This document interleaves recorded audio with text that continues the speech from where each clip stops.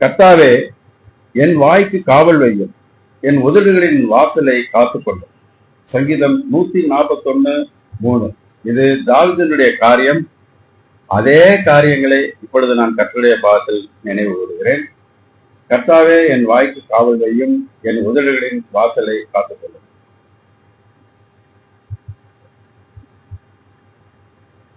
இப்ப தாவீதை குறித்து சில காரியங்களை குறிப்பெடுத்துட்டு வந்திருந்தேன். அத சகோதரி அவர்களும் அதே வசனத்தை சொல்லி இப்ப பேசினாங்க. அது எனக்கு கொஞ்சம் மகிழ்ச்சியா இருந்தது. ஆண்டவர் நம்மோடு இருக்கிறார் என்று நான் விசுவாசிக்கிறேன். ஆண்டவருக்கு நன்றி செலுத்துகிறேன்.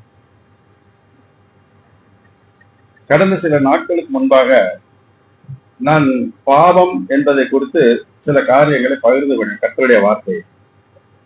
அதிலே அடியான் குறிப்பிட்ட காரியம் மாத்திரமல்ல, அது தேவனுடைய வார்த்தையாய் இருக்கிறது. இப்பொழுது சகோதரர் தெரிவிக்கும் பொழுது கூட அந்த வசனங்களை நாம் மனதிலே இருத்திக் கொள்ள வேண்டும், ஞாபகத்தில் வைத்துக் கொள்ள வேண்டும் என்று சொன்னார்.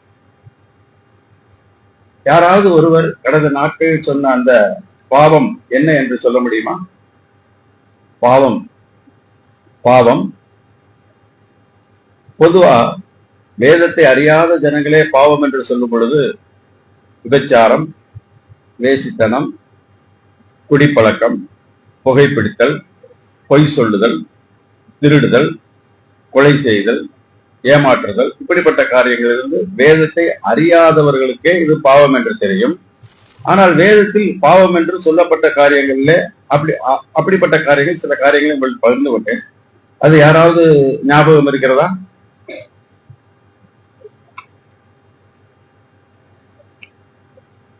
பரவாயில்ல, கர்த்தருக்கு ஸ்தோத்திரம். இதற்காகத்தான் ஒவ்வொரு வாரம் வரும்பொழுது சில குறிப்புகள் எடுப்பதற்காக பேனாவும் டைரியும் கொடுத்திருக்கிறேன்.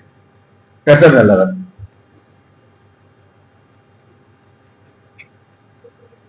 இப்ப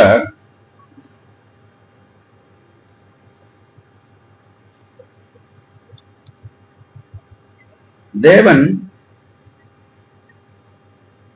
சில வாக்குத்தத்தங்களை நமக்கு வேதத்தில் எழுதி கொடுத்திருக்கிறார். சில காரியங்களை நாம் விசுவாசிப்போம், சில காரியங்களை நமக்கு அது முக்கியமா இருக்காது அப்படின்னு சில காரியங்களை நாம் விட்டு விடுவோம். இருப்பினும் தேவனுடைய வார்த்தை மாறாதது, மகிமை பொருந்தியது.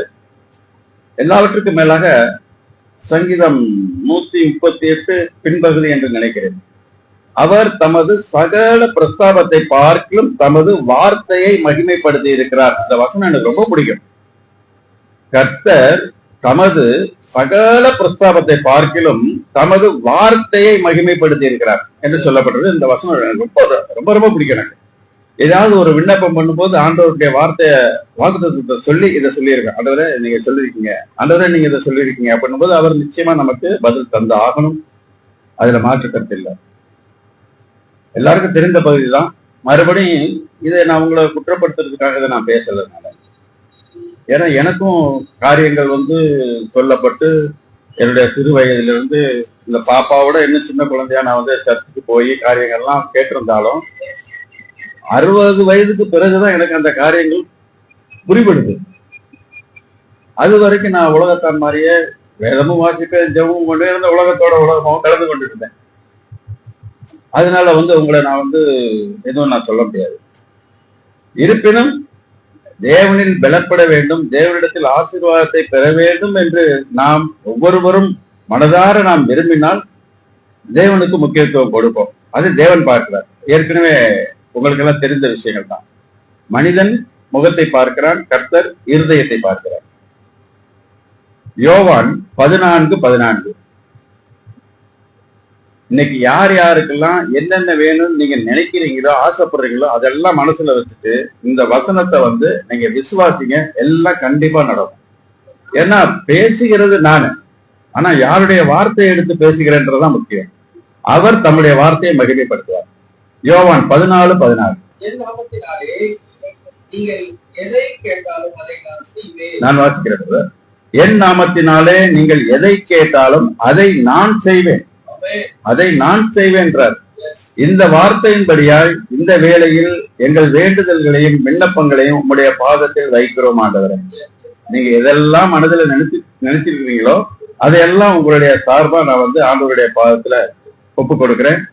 விசுவாசிங்க, கர்த்தர் பெரிய காரியங்களை செய்வார்.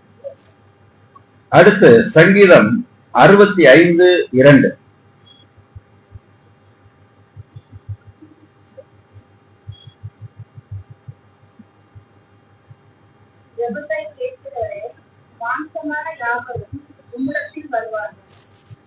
ஜெபத்தை கேட்கிறவரே. இப்ப நம்ம பிரதர் ஜெபித்தாரு, அதற்கு முன்னாடி ஒரு சகோதரி ஜெபித்தாங்க, ஆராதனை நடத்தி ஜெபித்தாங்க. அது போல தேவன் வந்து என்ன பண்றாரு? ஜெபத்தை கேட்கிறவரே. இதை சொல்லும் போது அவர் வந்து நம்ம ஜெபத்தை கேட்டுத்தான் ஆகணும். நம்மளுடைய குறைகளையோ நம்மளுடைய குற்றங்களையோ இதையெல்லாம் அவர் பார்க்காம ஜெபத்தை கேட்கிறவரே அப்படின்னு சொல்லும் போது அவர் அதை கவனிப்பார். ஜெபத்தை கேட்கிறவரே, மாம்சமான யாவரும் உம்மிடத்தில் வருவார்கள் என்ற வார்த்தையின்படியாய் இந்த ஜெபத்தை உம்முடைய பாதத்தில் நான் ஏறெடுக்கிறேன்.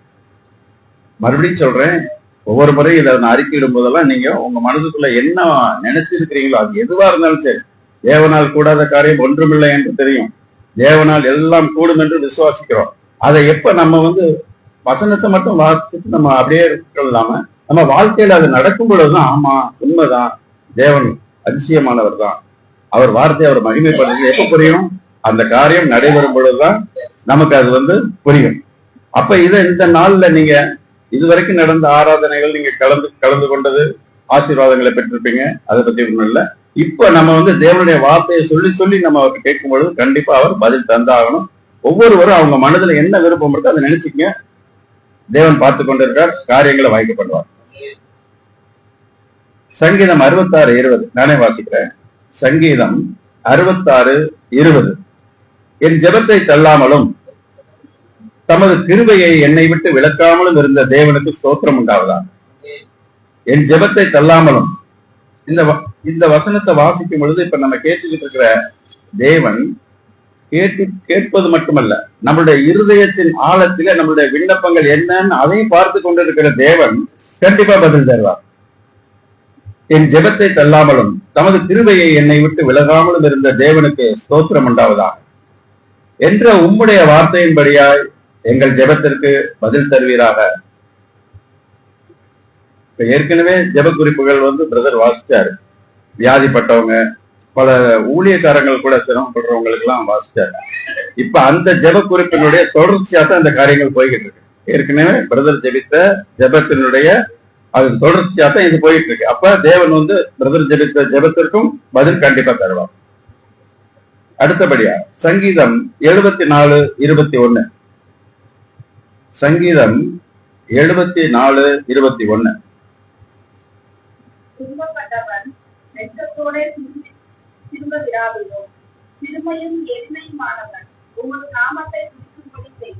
இந்த காரியத்தை வந்து பிரதர் வாசிச்ச அந்த ஊழியக்காரரை பத்தி சொல்றாரு. அப்ப எனக்கே மனது கஷ்டமா இருந்துச்சு. ஒரு ஊழியக்காரரும் அவருடைய மனைவியும் வந்து இது மாதிரி சிரமப்படும் பொழுது அவங்க கூட இருக்கிற அந்த ஊழியத்துல இருக்கிற விசுவாச குடும்பத்துல என்ன நினைப்பாங்க? மற்றவர்களுக்கு ஜெபிக்கிறவர் இவருக்கே இப்படி பிரச்சனை இருக்குன்னு அவங்க வந்து ஒரு சோர்வு அடைகிறதுக்கு வாய்ப்பு இருக்கு. இத வந்து இந்த வசனத்தை வந்து நம்ம அந்த ஊழியக்காரர் சார்பா நம்ம இப்ப ஜெபிக்க போறோம். துன்பப்பட்டவன் வெட்கத்தோடே திரும்ப விடாதிரும், சிறுமையும் எளிமையுமானவன் உமது நாமத்தை துதிக்கும்படி செய்யும் என்ற உம்முடைய வாக்கின்படியாய் நாங்கள் வெட்கப்பட்டு போகாதபடியும் எப்போதும் உம்மை துதிக்கும் துதி எங்கள் வாயில் இருக்கும்படியும் செய்யுமாட்டவர். அடுத்ததாக சங்கீதம் 86:1. சங்கீதம் 86:1. கர்த்தாவே, என் செவியை சாய்த்து என் விண்ணப்பத்தை கேட்டது, நான் சிறுமையும் எளிமையுமானவன். கர்த்தாவே, உமது செவியை சாய்த்து என் விண்ணப்பத்தை கேட்டருளும், நான் சிறுமையும் எளிமையுமானவன் என்ற வாக்கின்படி பாவிகளான எங்கள் மீது மனமிருக்குமானவரே. அடுத்ததாக சங்கீதம் 86:17. கர்த்தாவே, நீர் எனக்கு உதவி செய்து என்னை தேற்றுகிறதை என் பகைஞர் கண்டு வெட்கப்படும்படிக்கு எனக்கு அனுகூலமான ஒரு அடையாளத்தை காட்டி தரும். இந்த வசனம் பாருங்க, எவ்வளவு அழகா இருக்கு. இதை நீங்க சாதாரணமா எந்த மனநிலையில வாசித்தாலுமே உங்களுக்கு ஒரு உற்சாகத்தை கொடுக்கும். கண்டிப்பா உற்சாகம். எனக்கு இது என்னுடைய அனுபவத்தை தான் நான் சொல்றேன். சங்கீதம் 86:17. கர்த்தாவே, நீர் எனக்கு துணை செய்து என்னை தேற்றுகிறதை என் பகைஞர் கண்டு வெட்கப்படும்படிக்கு எனக்கு அனுகூலமான ஒரு அடையாளத்தை காண்பித்தார்கள். இந்த வார்த்தையின்படியால் நாங்கள் புறஜாதிகளுக்கு முன்பாக சாட்சிகளாய் ஜீவிக்க உதவி செய்யும் ஆண்டவரே. கர்த்தாவே, உமக்கு ஸ்தோத்திரம். ஜெபத்தை கேட்டதற்காக உமக்கு ஸ்தோத்திரம். அடுத்ததாக சங்கீதம் 85. சங்கீதம் 85 4, 5, 6, 7. எங்கள் வெற்றிப்பின் தேவனே, நீர் எங்களை திருப்பிக் கொண்டே வாரும். எங்கள் மேலுள்ள ஒரு கோபத்தை ஆரம்பணும். என்றென்றைக்கும் எங்கள் மேல் ஸ்தோத்திரம், ஸ்தோத்திரம். போதும் சிஸ்டர். எங்கள் ரட்சிப்பின் தேவனே, நீர் எங்களை திருப்பி கொண்டு வாரும். எங்கள் மேலுள்ள கோபத்தை ஆரப்படும். அவருடைய பாதத்தின் கீழே தான் உட்கார்ந்து இருக்கிறோம். அவர் தான் இங்க கொண்டு வந்திருக்கிறாரு. இருந்தாலும் நிச்சயமா அவர் மனதுல கோபம் இருக்கும், இல்லாம இருக்காது. ஏன்னா நமக்கே நம்ம யாருன்னு தெரியும். அப்ப அவர் இருதயத்தை பார்க்கிறவருக்கு கண்டிப்பா தெரியும். அதனால தேவன்கிட்ட இதை கேட்போம். எங்கள் ரட்சிப்பின் தேவனே, நீர் எங்களை திருப்பி கொண்டு வாரும். எங்கள் மேலுள்ள கோபத்தை ஆரப்பண்ணும். ஆமென் ஆண்டவரே. அடுத்ததா 5வது வசனம். என்றைக்கும் எங்கள் மேல் கோபமாய் இருப்பீரோ? தலைமுறை தலைமுறையாய் உமது கோபத்தை நீடித்திருக்க பண்ணுவீரோ? ஆமாண்டவரே. என்றைக்கும் எங்கள் மேல் கோபமாய் இருப்பீரோ? தலைமுறை தலைமுறையாக உமது கோபத்தை நீடித்திருக்க பண்ணுவீரோ? இரக்கமாயிருக்கிறார். அடுத்த 6வது வசனம். உமது உம்மே மகிழ்ந்திருக்கும்படி நீர் எங்களை திருப்பி உயிர்ப்பிக்க மாட்டீரோ? உமது ஜனங்கள் உம்மில் மகிழ்ந்திருக்கும்படி நீர் எங்களை திரும்ப உயிர்ப்பிக்க மாட்டீரோ? உயிர்ப்பிக்க மாட்டீரோன்னா இப்ப நம்ம ஜீவனோட இருக்கணும் இங்க உட்கார்ந்து இருக்கிறோம். உயிர்ப்பிக்க மாட்டீரோன்னா என்ன? ஆன்மாவில நம்மளை வந்து பலப்படுத்தணும், உயிர்ப்பிக்கணும். கர்த்தாவே, உமது வார்த்தையின்படி எங்களை உயிர்ப்பிப்பீராக. அடுத்து 7வது வசனம். கர்த்தாவே, உமது கிருபையை எங்களுக்கு காண்பித்து உமது ரட்சிப்பை எங்களுக்கு அறிவித்து. ஆமாண்டவரே. கர்த்தாவே, உமது கிருபையை எங்களுக்கு காண்பித்து உமது ரட்சிப்பை எங்களுக்கு அருளி செய்யும். ஆமாண்டவரே, இந்த வார்த்தையின்படியாய் எங்கள் மேல் தயவாயும் கிருபையாயும் இருப்பீராக. ஆமென்.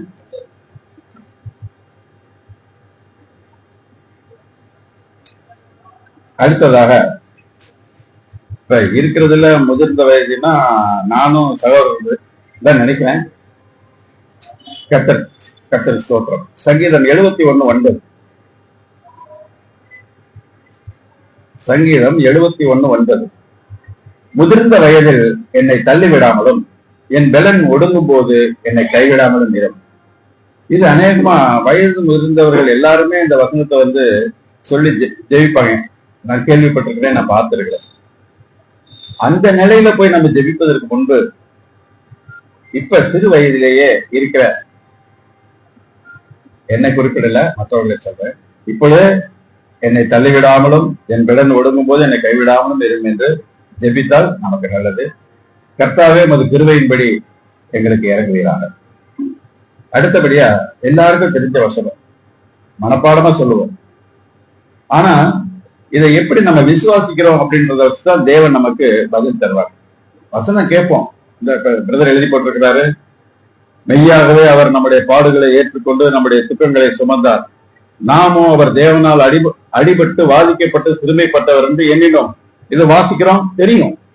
இதை எந்த அளவுக்கு நம்ம உள்வாங்குறோம் அப்படின்றத வச்சுதான் தேவன் நமக்குள்ள கிரியை செய்வார். வெறுமனே வாசிச்சுட்டு போனோம்னா அதுல நமக்கு பிரயோஜனம் இல்லை.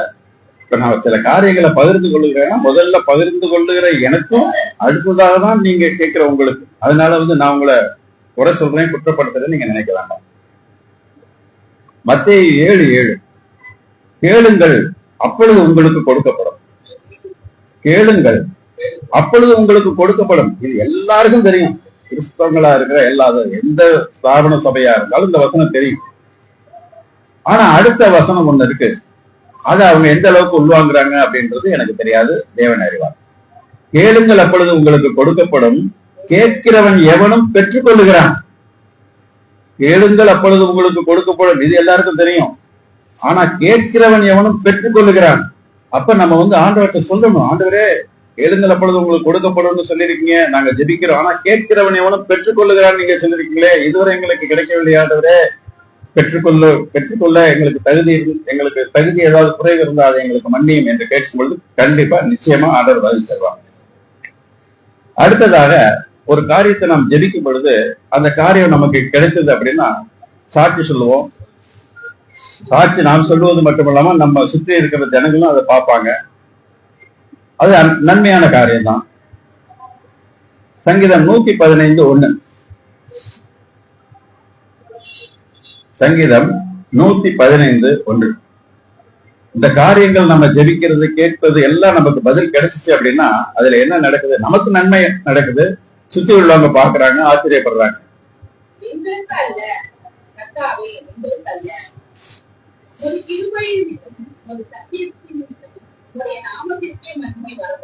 ஆமென்.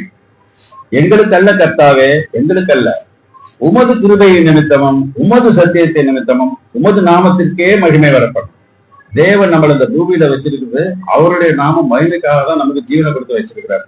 நேற்றைய தினம் இருந்தவர்கள் இரவிலே படுக்கைக்கு சென்றவர்கள் காலையில் அநேகர் எழுந்திருக்காமல் இருப்பார்கள். நாம் எழுந்திருக்கிறோம். எழுந்திருப்பது மட்டுமல்ல, வெள்ளத்தோடு இருந்து ஆலயத்தில் அவருக்கு நன்றி செலுத்த வந்திருக்கிறோம்.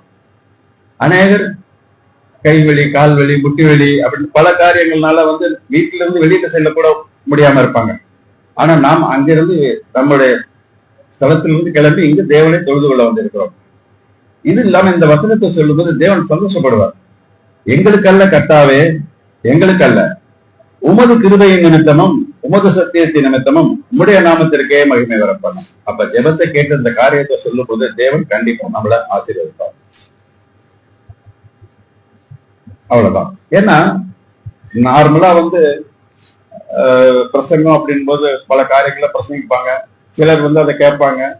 சிலர் கேட்பது மட்டுமில்ல, இப்ப வெளியில கிளம்பி போனா இவரு மணி என்னாச்சு, 8:20 ஆச்சு, 9 மணிக்கு இவர் முடிச்சுட்டாரு, 9 மணிக்கு முடிச்சுட்டாருன்னு நம்ம 9 அவரை போய் பார்க்கணும், 10 மணிக்கு இவரை போய் பார்க்கணும், இன்னைக்கு அதை வாங்கணும், இன்னைக்கு மீனை வாங்கணும், இன்னைக்கு மட்டனை வாங்கணும் அப்படின்னு சரீரம் எங்க இருந்தாலும் அவங்க சிந்தனை வெளியில போயிட்டு இருக்கும். ஆனா அது மாதிரியே இல்லாம ஒரு சின்ன ஒரு வித்தியாசமா செய்யணும்னு நான் ஆசைப்பட்டுதான் இந்த காரியத்துல உங்கள்கிட்ட பகிர்ந்துக்கிறேன். அடுத்து வேத வசனம் எல்லாத்துக்கும் தெரியும். வேத வசனத்துல வசனம் அப்படின்றதுக்கு பைபிள்லயே என்னென்ன காரியங்கள்ல சொல்லப்பட்டிருக்கு. உதாரணத்துக்கு சாட்சிகள் அப்படின்னாலும் வேத வசனம் தான். சாட்சிகள் அப்படின்னாலும் வேத வசனம் தான். அது மாதிரி ஏதாவது சொல்ல முடியுங்களா நீங்க? வேத வசனத்துக்கு இணையா வேதத்திலே சொல்லப்பட்ட காரியங்கள். சரி, நானே சொல்றேன். அவருடைய வழிகளில் இது வசனம் தான். உமது கட்டளைகள் இதுவும் வசனம் தான். உமது பிரமாணங்கள் அதே மீனிங் தான். உமது கற்பனைகள், முதல்ல கட்டளைகளும் அதுதான், உமது கற்பனைகளும் அதே மீனிங் தான். உமது நீதி நியாயங்கள், உமது வசனத்தின்படி, உமது வாக்கு, உமது வாக்கின் நியாய தீர்ப்புகள், சத்திய வசனம், உமது வார்த்தை, இவ்வளவுமே வசனத்தை சொல்றதுதான், சொல்லுகிற மறைபொருளான காரியங்கள். இதுக்கு மேன்மையா ஒண்ணு இருக்கு. என்ன சொல்லலாம்? இப்ப நான் சொன்ன காரியங்கள் எல்லாம் மேன்மையா ஒண்ணு சொன்னா அது அடங்கும். அதான் சொல்ல முடியுமா? தெரியும், எல்லாத்துக்கும் தெரியும், எல்லாம் உள்ள இருக்கும். இப்ப நான் சொன்னதுக்கு அப்புறம் ஆமா பிரதர் கரெக்ட் தான் அப்படின்னு நீங்க சொல்லுவீங்க. இப்ப சாட்சிகள், அவருடைய வழிகள், உமது கட்டளைகள், உமது பிரமாணங்கள், உமது கற்பனைகள், உம்முடைய நீதி நியாயங்கள், உமது வசனம், உமது வாக்கு, சத்திய வசனம், உமது வார்த்தை, இது எல்லாத்தையும் ஒன்னா சொல்லலாம். என்ன சொல்லலாம் அப்படின்னா இயேசு கிறிஸ்து. இயேசு கிறிஸ்து இதுதான். இது நீங்க எந்த அளவு நீங்க உள்வாங்கிட்டு எப்படி நீங்க விசுவாசிக்கிறீங்க எனக்கு தெரியாது, தேவன் தான் அறிவார். இது எல்லாமே இயேசு கிறிஸ்து. பைபிள்ல நீங்க ஆதியாகமம் முதல் வசனத்துல கடைசி வரைக்கும் பாத்தீங்கன்னா இவரைத்தான் குறிக்கும். இவர் அது என்னமோ எனக்கு எங்க அப்பா அவரு.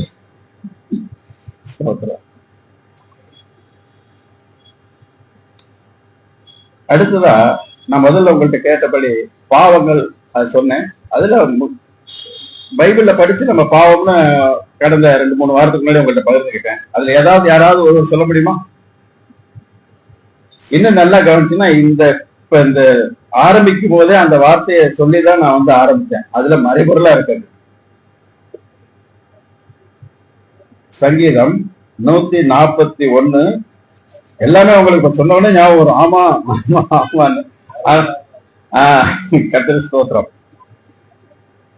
சங்கீதம் 141:3. கர்த்தாவே என் வாய்க்கு காவல் வையும், என் உதடுகளின் வாசலை காத்துக்கொள்ளும். அப்ப இந்த நாவலதான் பாவம் இருக்கு அப்படின்னு கிட்டத்தட்ட போன வாரம் எத்தனை வசனங்கள் பார்த்தோம், சொல்ல முடியுங்களா? அது இதுக்கெல்லாம் என்ன காரணம் அப்படின்னா, நம்ம குறிப்பு எடுக்காம போறதுதான் காரணம். குறிப்பு எடுத்திருந்தோம் அப்படின்னா நம்ம வீட்டுல போய் இருக்கும் பொழுது அது என்ன, இந்த வாரம் அந்த பிரதர் என்னமோ சொன்னாரு, அது வேதத்துல இருக்குதா இல்லையா அப்படின்னு நம்ம பார்க்கும்போது நமக்கு மறுபடியும் ஒரு சார்ஜ் நமக்கு கிடைக்கும். மெமரியில ஞாபகத்துல உட்காரும். 15 கர்த்தர் ஸ்தோத்திரம். பரவாயில்ல பாருங்க, இப்பயே அவங்க அதை குறிப்பு எடுத்ததுனால சொல்றாங்க. இதை இன்னும் ஒவ்வொருவரும் அது மாதிரி குறிப்பு எடுத்து, இதனாலதான் நான் ஒவ்வொரு முறை வரும் பொழுதும் இந்த டைரி கொடுப்பேன், பேனா கொடுப்பேன். ஆனா நானும் பார்ப்பேன், யாருமே அதை எடுக்கிற மாதிரி இல்ல. அதனால இந்த தடவை நான் கொண்டு வந்தது கூட எடுத்து யாருக்கும் கொடுக்கல. அப்ப ஒவ்வொரு முறையும் அடியான் மட்டும் இல்ல, ஒவ்வொரு முறையும் ஒருவர் இந்த தளத்துல நின்று செய்தி கொடுக்கும்போது அதை குறிப்பு எடுத்துட்டு நீங்க வீட்டுல போய் அதை நீங்க மறுபடியும் ஒரு தடவை நீங்க பார்க்கும்போது உங்களுக்கு ஞாபகம் வரும். அப்ப கர்த்தருடையத்தில் பிரியமாயிருந்து இரவும் பகலும் தியானமாய் இருக்கிற மனுஷன் பாக்கியவான் அப்படின்னு அந்த வசனத்தின்படி சபையில உட்கார்ந்து இங்க ஒரு மணி நேரம் 3/4 மணி நேரம் உட்கார்ந்து இருக்கிறது மட்டும் இல்ல, வீட்டிலையுமே அதை குறித்து தியானிக்கும் போது தேவன் பிரியப்படுவார். தேவனை நம்ம பிரியப்படுத்தும்போது அவர் என்ன செய்வார்? இந்த பாப்பா இருக்கு, பாப்பா அப்பா சொல்றதெல்லாம் கேட்குது. அப்பா சொல்றத கேட்கறது மட்டும் இல்ல, அப்பா சொல்றதுக்கு முன்னாடியே சில காரியங்களை கேட்குதுன்னா அந்த தகப்பனுக்கு இந்த பாப்பா மேல எவ்வளவு அன்பு இருக்கும். அது கேட்காமலே வாங்கி கொடுப்பார். இப்ப நிறைய செஞ்சுட்டு தான் இருக்காரு. கர்த்தர் நல்லவர்.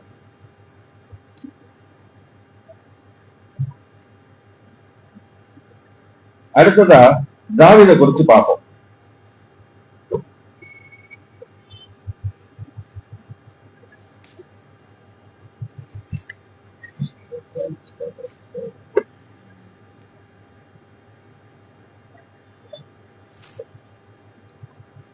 ஒன்னு நாளாகமம்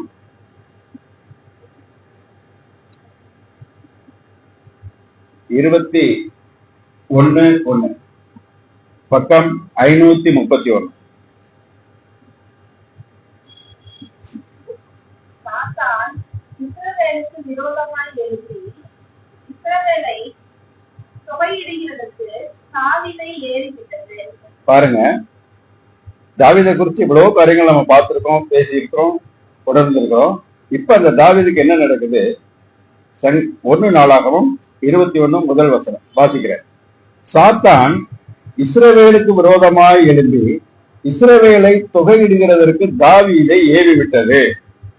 கர்த்தரை நான் எக்காலமும் ஸ்தோத்தரிப்பேன், அவர் துதி எப்போதும் என் வாயில் இருக்கும் சொன்ன தாவீது என்ன பண்ணுது? சாத்தான் ஏவி. எதுக்கு ஏவுது? எதுக்கு ஏவுது? பாவம் செய்ய. அது பாவம் செய்ய. ஆனா தொகையிட நம்ம வாசிச்சோம் பாருங்க. பாவம் சொல்லிட்டீங்க, கரெக்ட் தான். அது என்ன பாவம்? தொகையிடுதல், கணக்கு பாக்குறோம். அது தேவனுக்கு முன்பு அது தவறா இருக்கு. என்ன கணக்கு பாக்குறது தப்பா? கணக்கு பார்ப்பது தப்பா? கணித்தவை எவ்வளவு இருக்கு அப்படின்னு கணக்கு பார்ப்பது தவறா? சொல்லுங்க. இல்ல, சகோதரி கரெக்டா சொல்லிட்டாங்க. இல்ல, ஸ்தோத்திரம். ஆனா தேவனுடைய பார்வையில தவறா இருக்கு. ஏன் தவறா இருக்கு? சகோதரி எதார்த்தமா சொல்லிட்டாங்க, கணக்கு பாக்குறது தவறு இல்லை அப்படின்ட்டாங்க. ஆனா ஏன் தவறாகுது அப்படின்னா, ஆதியாகமம் 15ஆம் அதிகாரம் 5ஆம் வசனம். இந்த சம்பவங்கள் எல்லாமே நமக்கு தெரியும். அதனாலதான் அது ரொம்ப ஆழமா ஆரம்பத்துல இருந்து வராம அங்கங்க எந்தெந்த இடத்துல நமக்கு தேவை அதை மட்டும் உங்கள்கிட்ட பகிர்ந்துக்கிறேன். அவனை வெளியே அழைத்து வானத்தை அண்ணாந்துப்பா. நான் வாசிக்கிறேன் பிரதர். அவர் அவனை வெளியே அழைத்து, யார? கர்த்தர் ஆபிரகாமை வெளியே அழைக்கிறார். அவர் அவனை வெளியே அழைத்து, நீ வானத்தை அண்ணாந்து பார், நட்சத்திரங்களை என்ன உன்னாலே கூடுமானால் அவைகளை எண்ணு என்று சொல்லி, பின்பு அவனை நோக்கி உன் சந்ததி இவ்வண்ணமா இருக்கும் என்றார். அப்ப எவ்வளவு? வானத்து நட்சத்திரங்களை போல இருக்கு, அப்ப என்ன முடியாது அப்படின்னு அவர் ஆபிரகாம்கிட்ட சொல்லி இருக்கிறார். அப்ப ஆபிரகாம்கிட்ட சொன்னதை அந்த வழி வழியா வந்த தாவீதுக்கு தெரியுமா தெரியாதா? நீங்க தான் சொல்லணும், நீங்க தான் முதல்ல சொல்லுங்க. தெரியும். ஆனா என்ன,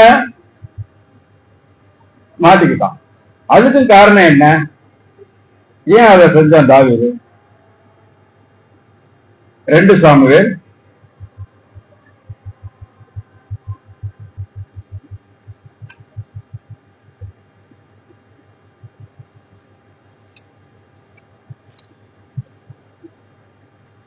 'இதுல என்ன, நான் முதல்ல நான் செய்ய வேண்டியது உங்கள்கிட்ட மன்னிப்பு கேட்கணும்.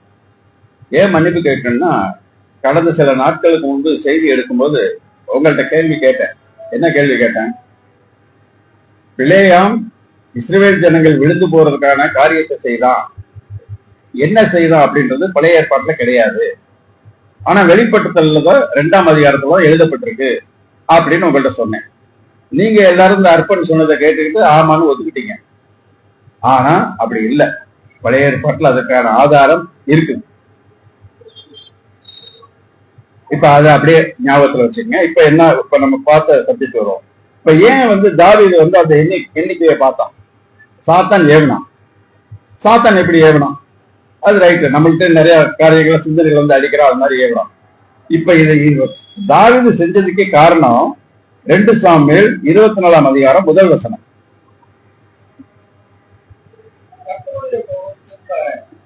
இஸ்ரவேலின் மேல் வந்தது. இஸ்ரவேல் யூதா என்பவர்களை சத்தம் பார் என்று தாவீது ஏவப்பட்டார். கர்த்தருடைய கோபம் திரும்ப இஸ்ரவேலின் மேல் மூண்டது. இஸ்ரவேல் யூதா என்பவர்களை லக்கம் பார் என்று அவர்களுக்கு விரோதமாக சொல்லுகிறதற்கு தாவீது ஏவப்பட்டான். அப்ப கர்த்தருடைய கோபத்தினாலதான் தாவீது ஏவப்படுறான். அப்ப கர்த்தருடைய அனுமதியோடதான் சாத்தான் தாவீதை இந்த காரியத்தை சொல்றான். அப்ப தாவீதையே இந்த காரியங்கள் நடக்கும் பொழுது நாம் ஏமாத்துறோம். இதுல தாவீதை குறிச்சு பார்க்கும் பொழுது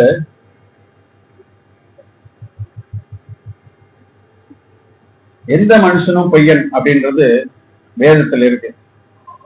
அதுக்கு நானும் ஒரு உதாரணம். இங்க என்னென்ன பகுதிகள்லாம் உங்கள்கிட்ட பகிர்ந்துக்கணும்னு அழகா குறிப்பெடுத்து அதை வீட்டுல வச்சுட்டு வந்துட்டேன். கர்த்தர் நல்லவர்.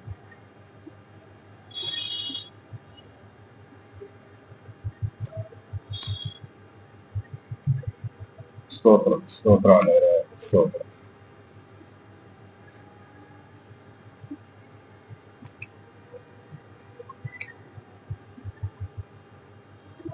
இப்ப தாவீது தொகை பார்த்தத அது தவறு அப்படின்னு பார்த்தோம். ஏன் அது தவறு அப்படின்னா, ஆபிரகாம்கிட்ட கொடுக்கப்பட்ட வாக்குத்தத்தத்தை இவன் சரியா விசுவாசிக்காம போனதுனால அந்த காரியம் நடந்தது. அதனாலதான் சாத்தான் அவனை ஏவனா. ஏன் சாத்தான் ஏவனா அப்படின்னா, கர்த்தருடைய கோபம் அந்த இஸ்ரவேல் ஜனங்கள் மேல வந்ததுனாலதான் இந்த காரியம் நடந்தது அப்படின்னு நம்ம பார்த்தோம். இப்ப இன்னும் சரியா சொல்லப்படும், என்னாகமம்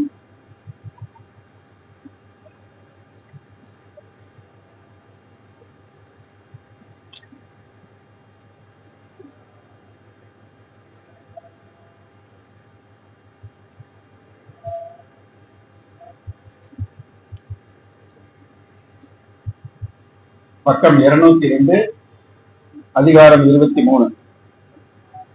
என்னாகமம் 23ஆம் அதிகாரம் 8, 9, 10 நானே வாசிக்கிறேன். தேவன் சபிக்காதவனை நான் சபிப்பது எப்படி? கர்த்தர் வெறுக்காதவனை நான் வெறுப்பது எப்படி? தேவன் சபிக்காதவனை சிங்குலர் சொல்லப்பட்டிருக்கு, ஒரு நபரை குறித்து சொல்லப்பட்டிருக்கு. ஆனா இங்க அந்த ஒரு நபர் கிடையாது, இஸ்ரவேல் ஜனங்களை தான் அங்க மறைபொருளா சொல்லப்பட்டிருக்கு.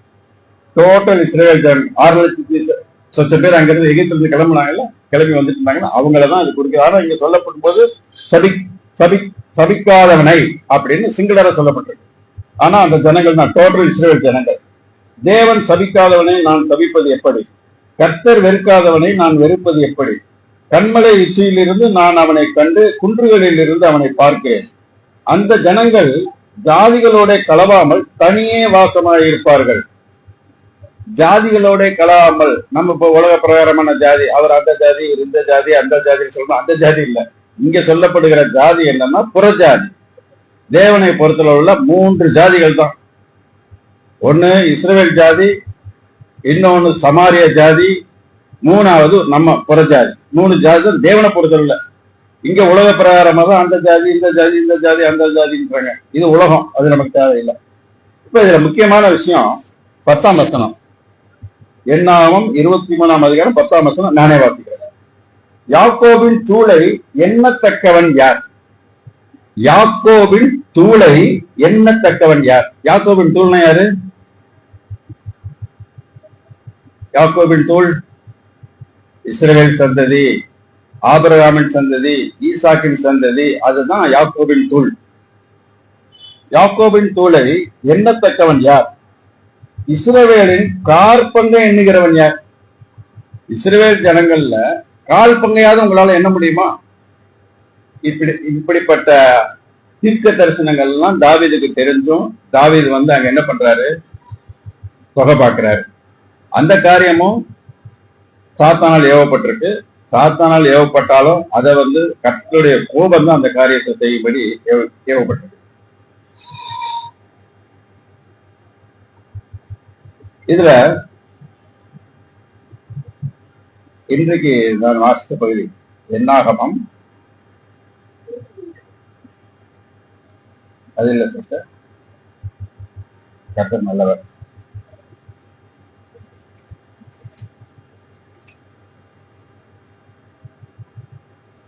இப்ப அநேகமா நீங்க வந்திருக்கவங்க எல்லாருமே வேதத்தை அநேக முறை படிச்சிருப்பீங்கன்னு நான் விசுவாசிக்கிறேன். உண்மையா? கர்த்தருக்கு ஸ்தோத்திரம். எல்லாரும் சரின்னு சொல்லிட்டீங்க. இப்ப ஒரு சின்ன ஒரு காரியம், நீங்க அதாவது ஒரு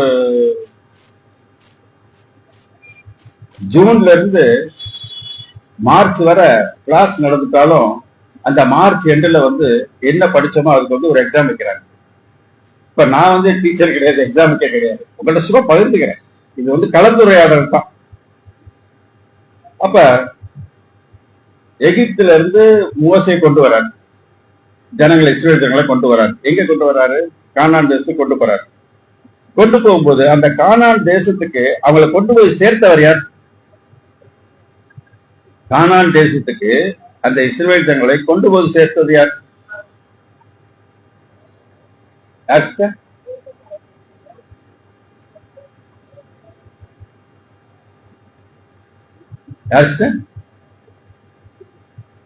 சரி, ரைட். பதில் தெரியும், சொன்னா தப்பா போயிருப்பேன்னு எல்லாம் அப்படியே முடிவிட்டு இருக்கிறீங்க. சரி, பரவாயில்ல, கர்த்தர் நல்லவர். யோர்தானுக்கு அந்த புறம் தான் கானான் தேசம் இருக்கு. அந்த யோர்தானுக்கு இக்கரையில இருக்கும் பொழுது மோசேட்ட தேவன் சொல்லிடுவார்.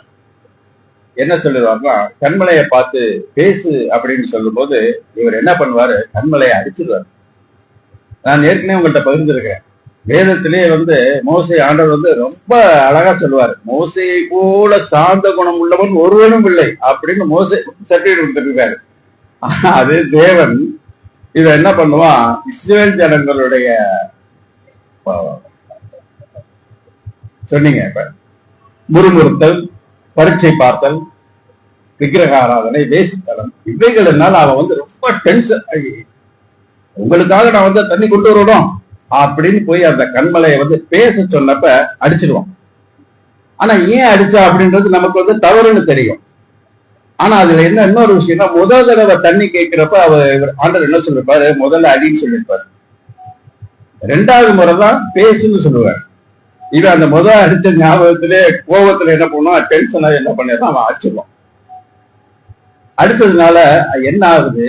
ஜனங்களுடைய மீறுதல்னால மோசேயே கானானுக்குள்ள போக முடியல. அங்க ஒரு மலையில அவனை மேல ஏற்றி, நீ போ, இங்க இருந்து நான் ஜனங்களுக்கு கொடுக்க போற தேசத்தை நீ பார், நீ பார்க்கத்தான் முடியும், நீ போக மாட்ட அப்படின்ட்டார். இந்த சம்பவத்தை வாசிக்கும் பொழுது எனக்கு அழுக வந்துருச்சு. எனக்கு மோசையே போக முடியலையா? இவ்வளவு பாடுபட்டு, இவ்வளவு சிரமப்பட்டு, இவ்வளவு கொண்டு அந்த நேரத்துல நான் என்னை வந்து மோசையோட பொருத்திக்கிட்டேன். அதனாலதான் எனக்கு கண்ணில் தண்ணி இல்லைன்னா ஏன் வரும், ஏதோ நம்ம கதை கேட்கிற மாதிரி படிச்சு சித்து பார்த்து கதை மாதிரி படிச்சு போயிருக்கோம். அந்த மாதிரி ஒரு அவ்வளோ இன்வால்மெண்டோட ஆயிடுச்சு. அப்ப மோசே போகல. இப்ப நம்ம முதல்ல பார்த்த சந்தேகத்துக்கு வருவோம். அப்ப கானான் தேசத்தை யார் பகிர்ந்துட்டா அப்படின்னு பார்த்தா, கானான் தேசத்தை பகிர்ந்தது யோசுவா. ஆனா இது பகிர்ந்தது யோசுவா. ஆனா யோர்தானுக்கு முன்னாடி ஒரு இடம் இருக்கு. யோர்தானுக்கு முன்னாடி ஒரு சமவெளி இருக்குது. அந்த சமவெளியை பார்த்த உடனே அங்க நீர் பாய்ச்சலா இருக்குது, செழிப்பா இருக்கு அப்படின்ன உடனே ரூபன், காத், மனாசையோட பாதி கோத்திரம், இந்த 2.5 கோத்திரம் என்ன பண்ணுவாங்க, மோசேட்ட போய் நாங்க வந்து இந்த இடத்துல இருந்துக்கிறோம், நாங்க இது எங்களுக்கு ஆடு மாடுகள்லாம் அதிகம் இருக்குன்னு உங்களுக்கு தெரியும். ஏன்னா அதுக்கு முன்னாடி என்ன வாசிச்சு பார்த்தீங்கன்னா எவ்வளவு ஆடு மாடுகள் எவ்வளவு இருக்குன்றதா லிஸ்டே இருக்கு. அதனால நாங்க இங்க இருந்துறோம் அப்படின்னு சொன்னேன். மோசே கோபமாயி, முடியாது, ஏற்கனவே இந்த மாதிரி நீங்க வந்து முரட்டோட பண்ணி தான் வந்து ஆர்டர் நிறைய வாதைகளை அடிச்சு அநேக ஜனங்கள் வந்து இறந்து போயிட்டாங்க அப்படின்னு சொல்லும்போது, இல்ல தயவு செஞ்சு பொறுத்துக்குங்க, எங்களுடைய சகோதரர்கள் கானான்ல வந்து அந்த தேசத்தை சுதந்திரிக்கும் வரைக்கும் நாங்க யுத்த சன்னதரா வருவோம், அதாவது போர் சேவகரா நாங்களும் கூட வருவோம். ஆனா எங்களுடைய ஆடு மாடு எங்களுடைய மனைவி பிள்ளைகள் மட்டும் இங்க இருக்கட்டும், ஆனா நாங்க கண்டிப்பா நாங்க கானான் தேசத்துக்கு நாங்க போர் செய்ய வருவோம் அப்படின்னு சொன்ன உடனே மோசே வந்து மோசையின் பார்வைக்கு அது நன்மையாப்பட்டதுனால சரி நீங்க இங்க இருங்க அப்படின்னு வந்து அந்த 2 கோத்திரத்துக்கு மோசே கொடுத்துருவான். இவங்களுக்கு யாருக்கு, ரூபன், காத், அடுத்து மனாசே பாதி கோத்திரம். இந்த 2.5 கோத்திரம் யோர்தானுக்கு இந்த பக்கம் இருக்கும். ஆக்சுவலா கானான்றது யோர்தானுக்கு அந்த பக்கம் தான் இருக்கு. அதை வந்து பாக்கி 9 கோத்திரத்துக்கு யோசுவா பகிர்ந்து கொடுப்பான். யோசுவா பகிர்ந்து கொடுத்தாலும் லிட்டரலா வந்து மோசே வந்து கொடுத்தாச்சு, இந்த ஜனத்துக்கு கொடுத்தாச்சுனாலும் அதை அவங்க சுதந்திரித்து கொண்டது யோசுவா மூலம் தான் சுதந்திரித்து கொண்டாங்க. கன்ஃபியூஸ் ஆகுது அவங்களுக்கு, முதலே வாக்கு பண்ணியாச்சு. அப்ப 2.5 கோத்திரத்துக்கு ஏற்கனவே இங்க வந்து மோசே பகிர்ந்து கொடுத்துட்டாரு. பாக்கி 9 கோத்திரத்துக்கு வந்து யோசுவா சண்டை போட்டு பகிர்ந்து கொடுக்கிறார். அடுத்தபடியா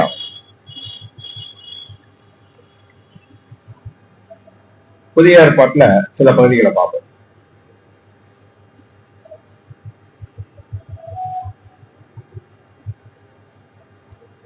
ஒருத்தர் என்கிட்ட வந்து கேட்டிருந்தாரு.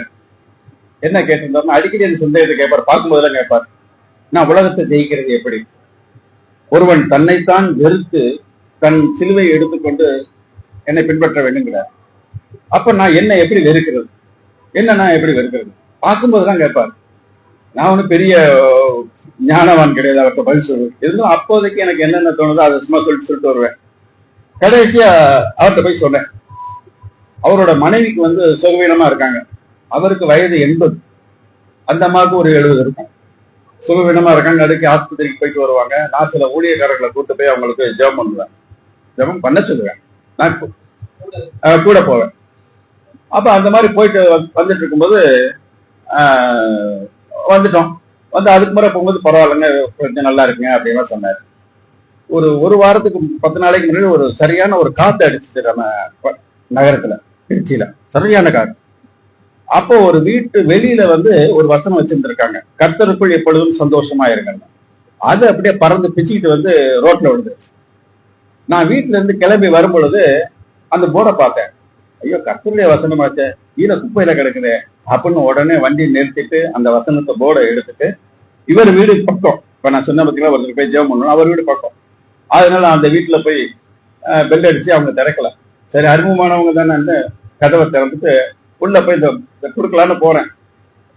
அந்த அம்மா ஆஸ்பத்திரிக்கு வந்து ரொம்ப வியாதிப்பட்டு இருந்து இப்பதான் சுகமா இருக்கு அப்படின்லாம் சொன்ன அந்த மூத்த சகோதரி என்ன பண்ணிருக்காங்கன்னா, உட்கார்ந்து வீட்டுல சினிமா பார்த்துட்டு இருக்காங்க. சினிமா பார்ப்பது தவறு இல்லையா அப்படின்றது நான் உங்க இதுக்கு பொறுப்பு. அப்ப நான் பார்த்தேன். அப்ப இவங்க திருப்பி வந்து என்ன பண்ணிட்டாங்க, ஏதோ ஒரு காரியத்தினால தேவன் அவங்கள வந்து, வியாதி வருதுனால என்ன நினைக்கிறீங்க, வியாதி வருதுனால தேவன் நம்மை தண்டிக்கிறார் அர்த்தம். தேவன் எப்படி தண்டிப்பாரு, சாத்தான் மூலம் தான் தண்டிப்பார். இந்த வியாதியை கொண்டு வரதே சாத்தான் தான். சாத்தான் மூலம் தான் நமக்கு அந்த தண்டனை. அப்ப பார்த்தேன், திருப்பி திருப்பி அவங்க ஹஸ்பண்ட் என்ன பண்றாரு, மறுபடியும் நான் இப்படி என்ன வெறுக்கிறது, நான் எப்படி சுயத்தை எப்படி வெறுக்கிறது கேட்டார். அப்ப வீட்டுல இந்த மாதிரி டிவி நேரம் உட்காந்து பார்த்துக்கிட்டு இருந்தா அப்புறம் தேவன் என்ன பண்ணுவார்? அதான் எலியா கேட்பார், நீங்கள் எந்த மட்டும் நீங்கள் குந்தி குந்தி நடப்பீர்கள்? கர்த்தர் தெய்வம்னா கர்த்தரை வணங்குங்க, இல்ல பாகால் தெய்வம்னா பாகால வணங்குங்க. இப்ப டிவி வந்து பாகால், செல்போன் வந்து பாகால். நம்ம தொலைபேசியை பேசுறதுக்கு மட்டும் உபயோகிச்சோம்னா நன்மையான காரியம். அதை வந்து நம்ம பொழுதுபோக்கிக்கிட்டு இருந்தோம் அப்படின்னா அது தேவனுக்கு பிரியமில்லாத காரியம். அது எப்படி தேவனுக்கு பிரியமில்லாத காரியம்? நம்ம வந்து சினிமா பார்க்கல, டிவியில சினிமா பார்க்கல, அது ஒண்ணும் பாவம் இல்லையே. ஆனா நிறைய பேர் தொடர் பார்ப்போம். தொடர் பாவமான பாவம். தொடர் எப்படி பாவமாகும்? யாராவது சொல்ல முடியுங்களா? சினிமா தொடர் பார்க்கறது எப்படி பாவம்? சினிமா பார்க்கறது வேணா பாவம்னு சொல்லலாம். சினிமாக்கெல்லாம் தியேட்டருக்கு போகல, நம்ம வீட்டுல உட்காந்து டிவியில தான் பார்க்கறோம், தொடர் பார்க்கறோம், அது எப்படி பாவமாகும்? என்ன சிஸ்டர்? கண்களின் நிச்சை, அது நல்ல காரியம். ஆனா இன்னும் கரெக்டா சொல்லணும் அப்படின்னா வந்து களியாட்டுக்கள். மாம்சத்தின் நிச்சை கலாத்தியர் 5ஆம் அதிகாரத்தில் இருக்கு. மாம்சத்தின் நிச்சை வெளியரங்கமாயிருக்கணும். அவையோட சொல்ல முடியுங்களா? விக்கிரக ஆராதனை, வேசித்தனம், அசுத்தம், காம விகாரம், அது வந்து ஆவியின் கனிகள், மாம்சத்தின் கிரியை கேட்கிறோம். அப்ப அதுல பாத்தீங்கன்னா களியாட்டுகள் இருக்கும் பாருங்க. கலாத்தியர்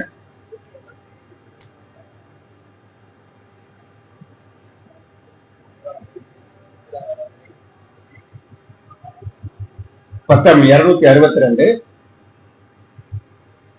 16ஆம் வசனம் 19 நான் வாசிக்கிறேன், கவனிங்க. மாம்சத்தின் கிரியைகள் வெளியரங்கமாய் இருக்கின்றன. அவையாவன விபச்சாரம், வேசித்தனம், அசுத்தம், காமவிகாரம், விக்கிரக ஆராதனை, பில்லி சூனியம், பகைகள், விரோதங்கள், வைராக்கியங்கள், கோபங்கள், சண்டைகள், பிரிவினைகள், மார்க்கபேதங்கள், பொறாமைகள், கொலைகள், வெறிகள், கடைசி களியாட்டுக்கள். இந்த களியாட்டு தான் இந்த செல்போன் பாக்குறது, டிவி பாக்குறது. சினிமா பாக்குறது தப்பு, ஆனா தொடர் பாக்குறது தப்பு இல்லையா? தப்பு தான். அது நான் சொல்லல, தேவன் பார்வையில நீங்க ஒவ்வொருவரும் பகிர்ந்து. அதனால நீங்க பாக்குறீங்கன்னு சொல்ல நான் பொதுவா சொல்றேன். அது போல களியாட்டுகள். செல்போனை நேரம் பார்த்துக்கிட்டே இருந்தா அது என்ன அர்த்தம்? டிவி பார்க்கல, தொடரும் பார்க்கல, அப்ப செல்போன்ல வேற என்ன பார்த்துக்கிட்டு இருப்போம்? அந்த நாள்ல ஏதாவது அரசியல் இல்ல விளையாட்டுகள் அது பார்த்துட்டு இருப்போம். இப்ப சமீப காலமா நடந்தது, ஒரு 4-5 நாளைக்கு முன்னாடி. எனக்கு எப்பொழுதுமே ஆண்டவர் தேவல எப்ப எந்திரிக்கணும்னா அப்ப உடனே எந்திரிச்சு ஜெபம் பண்ண ஆரம்பிச்சுவேன். ஒரு 4 மணிக்கு எந்திரிச்சிட்டேன். 4 மணிக்கு எந்திரிச்சு எப்பொழுதுமே என்னுடைய வேத வாசிப்பு மூன்று பகுதி வாசிப்பேன். பழைய ஏற்பாட்டுல 1, சங்கீதம் 1, புதிய ஏற்பாட்டுல. இந்த 3 அதிகாரம் வாசிக்கிறதுக்கு கிட்டத்தட்ட ஒரு 15-20 நிமிஷம் ஆயிரும். ஏன்னா விறுவிறுன்னு வாசிக்க மாட்டேன், ஒவ்வொரு வசனத்தையும் உள்வாங்கி வாசிப்பேன். ஏன்னா அது வந்து நீங்களே அப்படித்தான் வாசிப்பீங்க. எப்ப வாசிப்பீங்க? அந்த 4 மணி, 3:30 மணி, 4:30 மணிக்கு நீங்க பைபிள் எடுத்து வாசிச்சீங்கன்னா நீங்களும் அப்படித்தான் வாசிக்கிற மாதிரி வரும். ஏன்னா தேவன் உங்களுக்கு அதை விளக்குவார். பகல் நேரத்துல நீங்க வாசிச்சீங்கன்னா ஒரு அதிகாரம் இன்னைக்கு வாசிச்சிட்டோன்னு உங்களை நீங்களே திருப்திப்படுத்திட்டு பைபிளை முடிச்சுட்டு போயிடுவீங்க. என்ன வாசிச்சோன்ட்டு 1 மணி நேரம் கழிச்சு கேட்டா தெரியாது. ஆனா அதிகாலையில நீங்க வாசிக்கும் பொழுது தேவன் உங்களுக்கு உணர்த்துவதனால உங்களுக்கு அந்த நிம்மதி இருக்கும். அப்ப அது போல வந்து 3 பழைய ஏற்பாடு, சங்கீதம், புதிய ஏற்பாடு 3 வாசிச்சேன். வாசிச்சு முடிச்சுட்டு அதுக்கப்புறம் என்ன பண்ண வேண்டியதா, அதுல ஏதாவது எனக்கு சந்தேகங்கள் வந்துச்சு அப்படின்னா வந்து ஊழியக்காரர்களுக்கு வந்து வாட்ஸ்அப்ல அனுப்பிச்சுடுவேன். இந்த வசனத்துக்கு எனக்கு என்ன விளக்கம், இந்த வசனத்துக்கு என்ன விளக்கம் அப்படின்னு கேட்டேன். சில வேலைகள்ல எனக்கு தெரியாம கேட்டேன், சில வேலைகள்ல எனக்கு பதில் தெரியும். ஆனா எனக்கு தெரிஞ்ச பதில் சரிதானான்னு அதை கிராஸ் செக் பண்றதுக்கு அனுப்பிச்சு விடுவேன். இது சரிதானா, இதுக்கு என்ன பதில் சொல்லுங்க அப்படின்னு. அது மாதிரி அனுப்பிச்சு விட்டேன். அனுப்பிச்சு விட்டுட்டு நான் வாசிச்ச பகுதிகளில் எது எனக்கு ரொம்ப டச்சிங்கா இருந்துச்சோ அதை வந்து இந்த குரூப்ல இருக்கிறவங்களுக்கு பாஸ் பண்ணி விடுவேன். அவங்க அந்த வேதத்தை அன்னைக்கு வாசிக்கணும், அந்த ஒரு வசனத்தை அவங்க வந்து தியானிப்பாங்க அப்படின்ற அப்படி என் மனதில் நினைச்சு அவங்களுக்கு பாஸ் பண்ணிடுவேன்.